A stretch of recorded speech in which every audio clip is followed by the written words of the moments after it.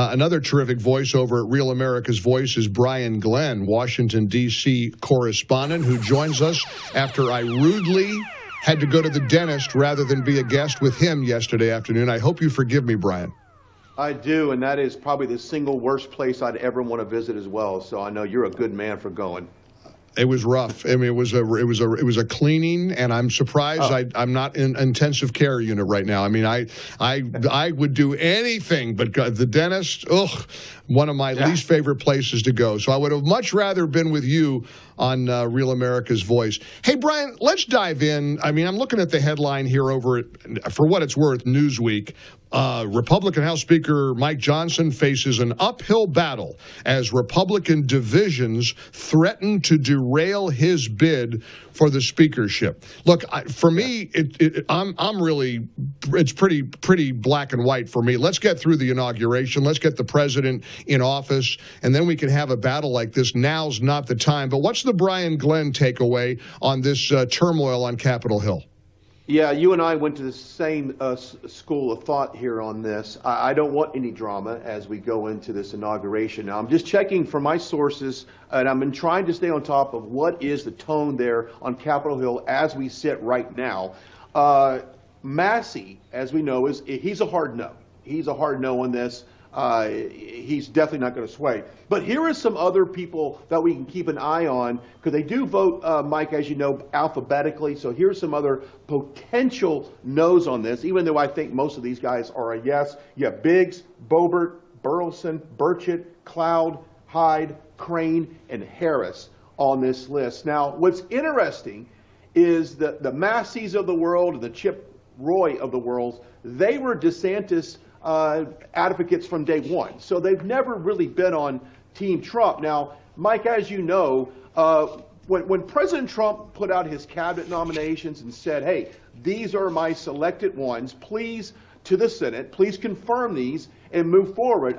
I thought to myself, if this is the team that President Trump wants, who is it anybody else to decide that they have a better idea in that? Well, I'm still using that same train of thought on the Speaker of the House. If President Trump has been very outspoken on Speaker Johnson, he says, hey, this is my guy, I want Congress to put in charge of the House, then so that it needs to happen. But unfortunately, Mike, we do have an internal fight within our party, and I'm with you on this opening statement. Now is not the time for this. We've got the Senate, we've got the presidency, we have majority in the House.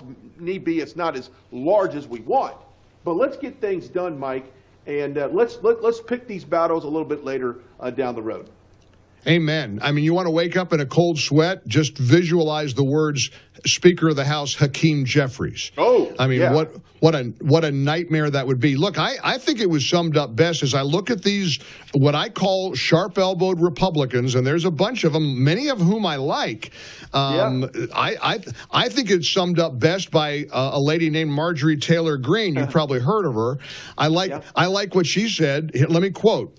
She said, quote, "You've seen me fight against him at times, but you want to know something else? Here's what I recognize. For the past 4 years, all of you, and myself included, have put blood, sweat, and tears into electing President Trump. Let's put aside our pride. Let's put aside our egos. And let's put aside the infighting. It's time to come together as Republicans, and it's time to do whatever it takes to make sure that we deliver the mandate that the American people told us to do. That's why I'm excited today." She said this was yesterday. "I'm so excited tomorrow. I cannot wait to get started. I'll be voting for Mike Johnson. I will be looking ahead in complete hopefulness and working as hard as possible." MTG is absolutely right, as usual. Let me get your take. You've got the connections and the sources.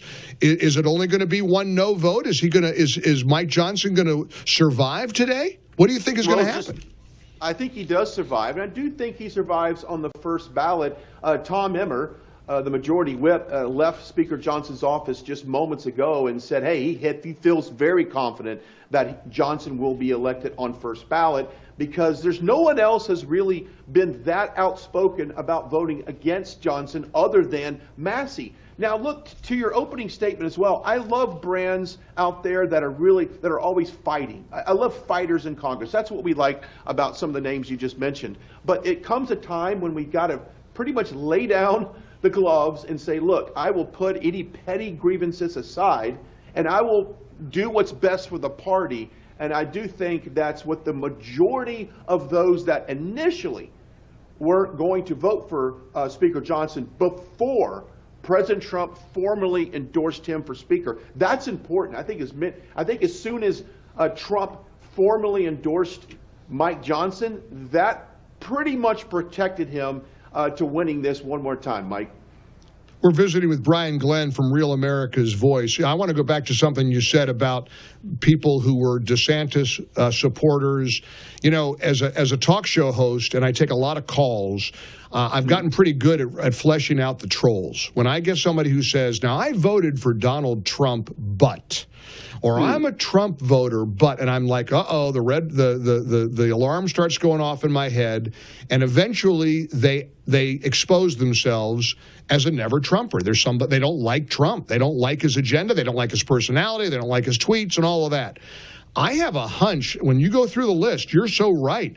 A lot of these folks in Congress aren't exactly, MAGA Trump Republicans.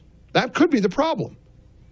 Yeah, the vote they had a couple weeks ago, and I can't remember exactly what the issue was. It escapes me right now. But 38 of them were never Trumpers from the very beginning. So it is very lopsided. But I think they need to understand that on November 5th, you and I witnessed the biggest mandate this country has ever handed to the American people. And it was a victory for conservatism. It was a victory for the Trump agenda. We won the popular vote. We won the electoral vote. We won it all. So if anyone had any hesitation from getting behind what would be considered a Trump mandate or the Trump plan, the Make America Great Again plan, they need to rethink that strategy, Mike, because you and I both know a guy named Elon Musk.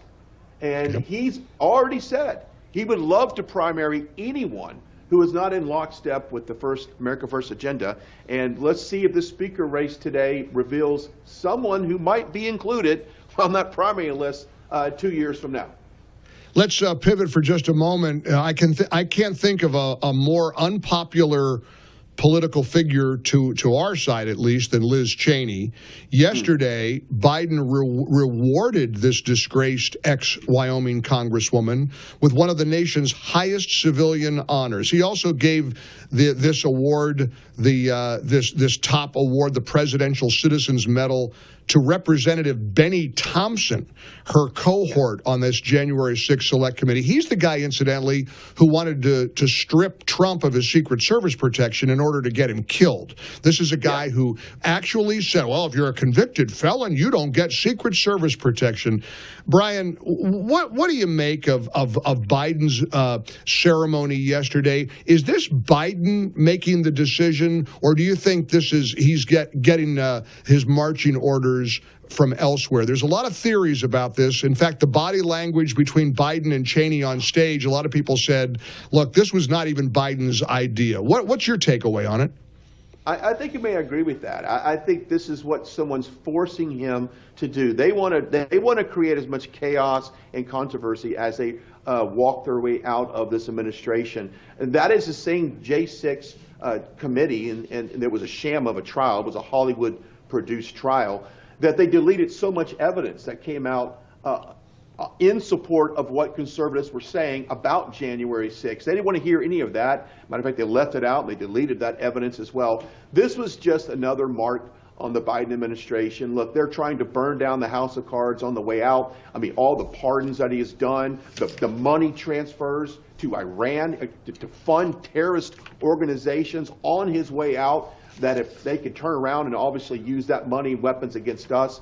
This is the most radical regime we've ever seen in the White House, and I just pray to God the next 17 days or so that we can have some peace and some civility as we make our way to a Trump administration on January 20th. Brian Glenn, great to catch up with you. Keep fighting the good fight. We appreciate and enjoy your work very, very much, and we'll see you, I'm sure, in Washington, D.C., where we're headed for the inauguration in a couple of weeks. Yes, sir. Look forward to seeing you, Mike. Thanks for having me on. Thanks, Brian. Appreciate it. Brian Glenn joining us from Real America's Voice, 17 before the hour. More coming up. Yeah, this headline over at the Federalist sums it up perfectly. Liz Cheney should be criminally investigated for her corruption, not rewarded. This is a parting gift from Joe Biden, but I hope it stops at the award. I just hope he doesn't give her a preemptive pardon, because I think she's going to be facing a reckoning. We'll see what you think about that and a whole lot more coming up.